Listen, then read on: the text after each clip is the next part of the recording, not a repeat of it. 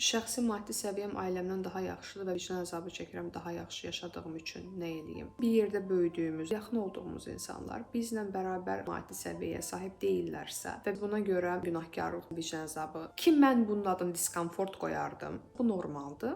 Bunu bilin. İkinci bir məsələ, hörmət eləyin. Siz aya 1000 manat qazana bilərsiniz, amma ailəniz aya 300 ya da 500 qazanırsa, hörmət eləyin. Əllərindən gələnin ən yaxşısını eləyirlər və bu çox möhtəşəm bir şeydir. Siz özünüz 1000 qazanıb ailəniz 500 qazananda sizin ailənizə açıq danışmaq lazımdırsa, yazığınız gəlir. Onların halına yanırsınız və bu mərhəmət də deyil, bu yazığı gəlməkdir. Onların vəziyyətini aşağı görməkdir. Halbuki onlar əllərindən gələnin ən yaxşısını eləyirlər ya da əllərindən gələnin ən pisini eləyirlər. Siz 1000 manatdan daha fərqli imkanlara sahibsiniz. Amma 1000 sizə necə gəlirsə, onlara da 500 elə gəlir. Bunu unudursunuz. Bu səbəbdən dediyim kimi hörmət eləyin. Hörmət eləyəndə artıq vay 300 qazanırlar, 500 qazanırlar. Mən onlardan daha yaxşı yaşayıram. Yox, onlar da qazanır və nə yaxşı ki qazanırlar. Bu şəkildə baxmaq olar. Təbii ki, əlinizdən gəlir və kömək eləmək istəyirsinizsə də, niyə də yox, yəni bunu da eləyə bilərsiniz. Mən bilirsiniz necə düşünürəm? Bunu real olaraq sizinlə paylaşıram. Mənim atam məndən az qazanırsa, mən ona vay məndən az qazanır. Yox, atam